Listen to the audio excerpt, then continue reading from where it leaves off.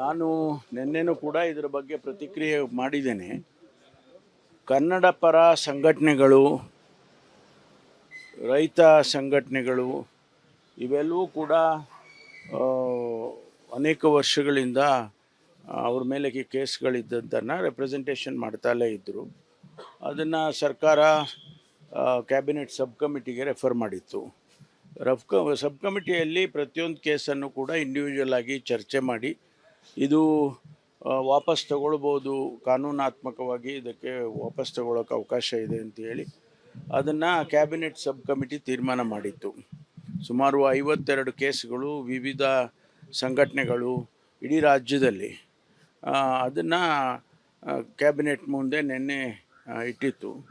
ಅದು ನಿನ್ನೆ ಕ್ಯಾಬಿನೆಟ್ ತೀರ್ಮಾನ ಮಾಡಿದೆ, ಅವುಗಳನ್ನೆಲ್ಲ ವಾಪಸ್ ತಗೊಳ್ಬೋದು ಅಂತ. ದರ್ಗಾದ ಪ್ರಕರಣ ಇದೆ, ಅದು ಯಾವ ಆಧಾರಿತವಾಗಿ ಯಾವ ಮಾನದಂಡಗಳ ಮೇಲೆ? ಅಲ್ಲ, ಡೀಟೇಲ್ಸ್ ನಾನೇನು ಹೇಳೋದಕ್ಕೆ ಹೋಗೋದಿಲ್ಲ. ಅದು ಕ್ಯಾಬಿನೆಟ್ ನಿರ್ಧಾರ ಆಗಿದೆ, ಅದನ್ನು ವಾಪಸ್ ತಗೊಳ್ಳೋದಕ್ಕೆ ಮಾಡಿದ್ದಾರೆ.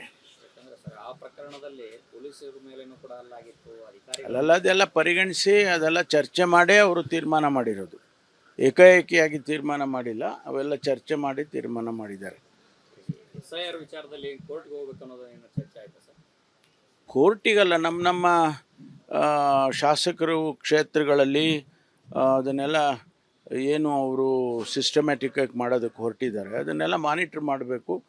ಸರಿಯಾದ ರೀತಿಯಲ್ಲಿ SIR ಮಾಡೋದಕ್ಕೆ ನೀವು ಕೂಡ ಭಾಗಿಯಾಗಬೇಕು ಅಂತೇಳಿ ಸೂಚನೆ ಕೊಟ್ಟಿದ್ದಾರೆ. ಅದೆಲ್ಲ ಸಚಿವರು, ಜಿಲ್ಲಾ ಸಚಿವರುಗಳು ಕೂಡ ಅವರವ್ರ ಜಿಲ್ಲೆಯಲ್ಲಿ ಅದನ್ನೆಲ್ಲ ಅಬ್ಸರ್ವ್ ಮಾಡಬೇಕು ಅಂತ ಹೇಳಿದ್ದಾರೆ. ಅದನ್ನು ಮಾಡ್ತೇವೆ. ಈಗ ಪೆಟ್ರೋಲ್ ಡೀಸೆಲ್ ವಿಚಾರದಲ್ಲಿ ಕರ್ನಾಟಕ ಸೇಲ್ಸ್ ಟ್ಯಾಕ್ಸ್ ಏನಾದರೂ ಕಡಿಮೆ ಮಾಡಿದ್ರೆ ಜನರ ಹೊರೆ ಕಡಿಮೆ ಆಗಬಹುದು ಅನ್ನೋಂಥ ಒಂದಷ್ಟು ಅಭಿಪ್ರಾಯಗಳು ವ್ಯಕ್ತ ಆಗ್ತಾ ಇದೆ. ಹೌದು, ಈಗ ಕೇಂದ್ರ ಸರ್ಕಾರ ಜಾಸ್ತಿ ಮಾಡೋದು, ಕೇಂದ್ರ ಸರ್ಕಾರ ಜಾಸ್ತಿ ಮಾಡೋದು, ನಾವು ಕಮ್ಮಿ ಮಾಡೋದು, ಸಬ್ಸಿಡಿ ಮಾಡೋದು, ಎಲ್ಲಿಗೆ ಇದು ಸಾಧ್ಯ ಇದೆ? ಅವರಿಗೆ ಜನಪರವಾದಂಥ ಚಿಂತನೆಗಳಿಲ್ವಾ? ಕೇಂದ್ರ ಸರ್ಕಾರಕ್ಕೆ ಅವ್ರಿಗೆ ಜವಾಬ್ದಾರಿ ಇಲ್ವಾ? ಅವರೇ ಅಬ್ಸರ್ವ್ ಮಾಡ್ಕೊಳ್ಬೇಕು ಇದನ್ನೆಲ್ಲ.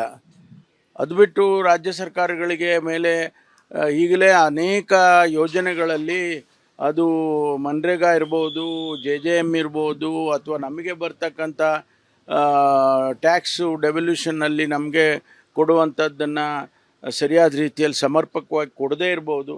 ಇದೆಲ್ಲ ಮೊದಲೇ ನಮ್ಮ ಮೇಲೆ ಹೊರೆ ಇದೆ. ಅದ್ರ ಜೊತೆಗೆ ಮತ್ತೆ ನೀವು ಪೆಟ್ರೋಲ್ ಡೀಸೆಲ್ ಇದನ್ನು ನೀವು ಮಾಡಿ ಅಂತ ಹೇಳೋಕ್ಕಾಗತ್ತೆ ಅವ್ರಿಗೆ?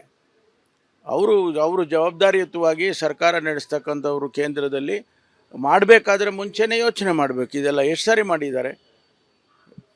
ಡಾಕ್ಟರ್ ಮನಮೋಹನ್ ಸಿಂಗ್ ಇದ್ದಾಗ ಅವಾಗ ಏನು ಬೆಲೆ ಇತ್ತು, ಈಗ ಏನು ಬೆಲೆ ಇದೆ, ಇಂಟರ್ನ್ಯಾಷನಲಿ ಬ್ಯಾರೆಲ್ಲಿಗೆ ಬೆಲೆ ಏನಾಗ್ತಾ ಇತ್ತು. ಈಗ ಹೌದು ನಿಜ, ಯುದ್ಧ ಆಗಿದೆ, ಯುದ್ಧ ನಡೀತಾ ಇದೆ ಅಂತ ಹೇಳಿ ಅದನ್ನು ನೀವು ಕೇಂದ್ರ ಸರ್ಕಾರಕ್ಕೆ ಜವಾಬ್ದಾರಿ ಇಲ್ವಾ? ಅದು ಮಾಡಬೇಕು. ಎಕ್ಸೈಸ್ ಡ್ಯೂಟಿ ಕಡಿಮೆ ಮಾಡಿದ್ದಾರೆ, ಕರ್ನಾಟಕದಲ್ಲೂ ಕೂಡ ಸೇಲ್ಸ್ ಟ್ಯಾಕ್ಸ್ ಕಡಿಮೆ ಮಾಡ್ಬೋದು ಅಂತ ಇದೆ ಸರ್. ಇಲ್ಲ, ನಮಗೆ we know how to manage our finances.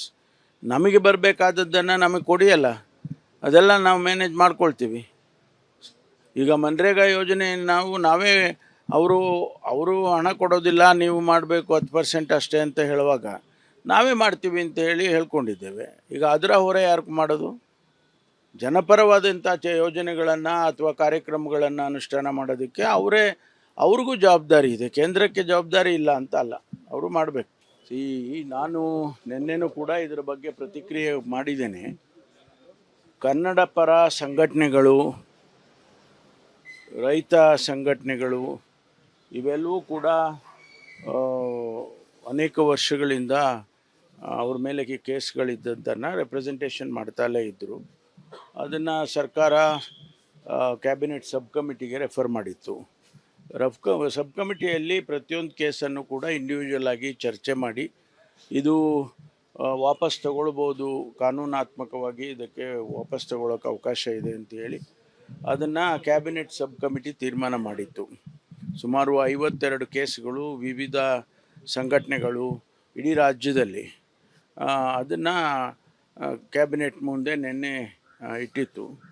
ಅದು ನಿನ್ನೆ ಕ್ಯಾಬಿನೆಟ್ ತೀರ್ಮಾನ ಮಾಡಿದೆ, ಅವುಗಳನ್ನೆಲ್ಲ ವಾಪಸ್ ತಗೊಳ್ಬೋದು ಅಂತ. ದರ್ಗಾದ ಪ್ರಕರಣ ಇದೆ, ಅದು ಯಾವ ಆಧಾರಿತವಾಗಿ ಯಾವ ಮಾನದಂಡಗಳ ಮೇಲೆ? ಅಲ್ಲ, ಡೀಟೇಲ್ಸ್ ನಾನೇನು ಹೇಳೋದಕ್ಕೆ ಹೋಗೋದಿಲ್ಲ. ಅದು ಕ್ಯಾಬಿನೆಟ್ ನಿರ್ಧಾರ ಆಗಿದೆ, ಅದನ್ನು ವಾಪಸ್ ತಗೊಳ್ಳೋದಕ್ಕೆ ಮಾಡಿದ್ದಾರೆ. ಯಾಕಂದ್ರೆ ಸರ್ ಆ ಪ್ರಕರಣದಲ್ಲಿ ಪೊಲೀಸರ ಮೇಲೇನೂ ಕೂಡ ಅಲ್ಲಾಗಿತ್ತು, ಅಧಿಕಾರಿಗಳು ಅಲ್ಲೆಲ್ಲ ಅದೆಲ್ಲ ಪರಿಗಣಿಸಿ ಅದೆಲ್ಲ ಚರ್ಚೆ ಮಾಡೇ ಅವರು ತೀರ್ಮಾನ ಮಾಡಿರೋದು. ಏಕಾಏಕಿಯಾಗಿ ತೀರ್ಮಾನ ಮಾಡಿಲ್ಲ, ಅವೆಲ್ಲ ಚರ್ಚೆ ಮಾಡಿ ತೀರ್ಮಾನ ಮಾಡಿದ್ದಾರೆ. SIR ವಿಚಾರದಲ್ಲಿ ಕೋರ್ಟ್ಗೆ ಹೋಗ್ಬೇಕು ಅನ್ನೋದು ಏನು ಚರ್ಚೆ ಆಯ್ತಾ ಸರ್?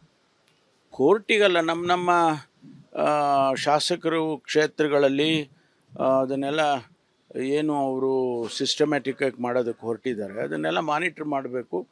ಸರಿಯಾದ ರೀತಿಯಲ್ಲಿ SIR ಮಾಡೋದಕ್ಕೆ ನೀವು ಕೂಡ ಭಾಗಿಯಾಗಬೇಕು ಅಂತೇಳಿ ಸೂಚನೆ ಕೊಟ್ಟಿದ್ದಾರೆ. ಅದೆಲ್ಲ ಸಚಿವರು, ಜಿಲ್ಲಾ ಸಚಿವರುಗಳು ಕೂಡ ಅವರವ್ರ ಜಿಲ್ಲೆಯಲ್ಲಿ ಅದನ್ನೆಲ್ಲ ಅಬ್ಸರ್ವ್ ಮಾಡಬೇಕು ಅಂತ ಹೇಳಿದ್ದಾರೆ. ಅದನ್ನು ಮಾಡ್ತೇವೆ.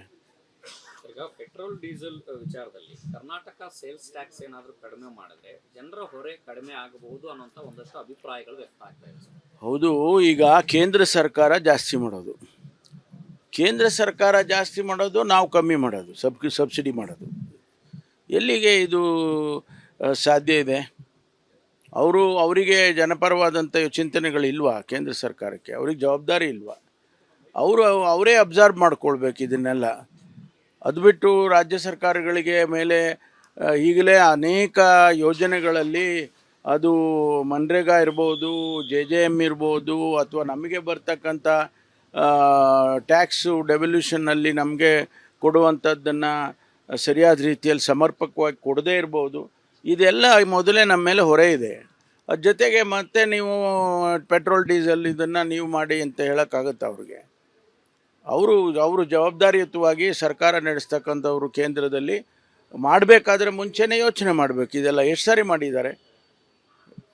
ಡಾಕ್ಟರ್ ಮನಮೋಹನ್ ಸಿಂಗ್ ಇದ್ದಾಗ ಅವಾಗ ಏನು ಬೆಲೆ ಇತ್ತು, ಈಗ ಏನು ಬೆಲೆ ಇದೆ, ಇಂಟರ್ನ್ಯಾಷನಲಿ ಬ್ಯಾರೆಲ್ಲಿಗೆ ಬೆಲೆ ಏನಾಗ್ತಾ ಇತ್ತು. ಈಗ ಹೌದು ನಿಜ, ಯುದ್ಧ ಆಗಿದೆ, ಯುದ್ಧ ನಡೀತಾ ಇದೆ ಅಂತ ಹೇಳಿ ಅದನ್ನು ನೀವು ಕೇಂದ್ರ ಸರ್ಕಾರಕ್ಕೆ ಜವಾಬ್ದಾರಿ ಇಲ್ವಾ? ಅದು ಮಾಡಬೇಕು. ಎಕ್ಸೈಸ್ ಡ್ಯೂಟಿ ಕಡಿಮೆ ಮಾಡಿದ್ದಾರೆ, ಕರ್ನಾಟಕದಲ್ಲೂ ಕೂಡ ಸೇಲ್ಸ್ ಟ್ಯಾಕ್ಸ್ ಕಡಿಮೆ ಮಾಡ್ಬೋದು ಅಂತ ಇದೆ ಸರ್. ಇಲ್ಲ, ನಮಗೆ we know how to manage our finances. ನಮಗೆ ಬರಬೇಕಾದದ್ದನ್ನು ನಮಗೆ ಕೊಡಿಯಲ್ಲ, ಅದೆಲ್ಲ ನಾವು ಮ್ಯಾನೇಜ್ ಮಾಡ್ಕೊಳ್ತೀವಿ. ಈಗ ಮನ್ರೇಗಾ ಯೋಜನೆ ನಾವೇ ಅವರು ಹಣ ಕೊಡೋದಿಲ್ಲ, ನೀವು ಮಾಡಬೇಕು 10% ಅಷ್ಟೇ ಅಂತ ಹೇಳುವಾಗ ನಾವೇ ಮಾಡ್ತೀವಿ ಅಂತ ಹೇಳಿ ಹೇಳ್ಕೊಂಡಿದ್ದೇವೆ. ಈಗ ಅದರ ಹೊರೆ ಯಾರು ಮಾಡೋದು? ಜನಪರವಾದಂಥ ಯೋಜನೆಗಳನ್ನು ಅಥವಾ ಕಾರ್ಯಕ್ರಮಗಳನ್ನು ಅನುಷ್ಠಾನ ಮಾಡೋದಕ್ಕೆ ಅವ್ರಿಗೂ ಜವಾಬ್ದಾರಿ ಇದೆ. ಕೇಂದ್ರಕ್ಕೆ ಜವಾಬ್ದಾರಿ ಇಲ್ಲ ಅಂತ ಅಲ್ಲ, ಅವರು ಮಾಡಬೇಕು.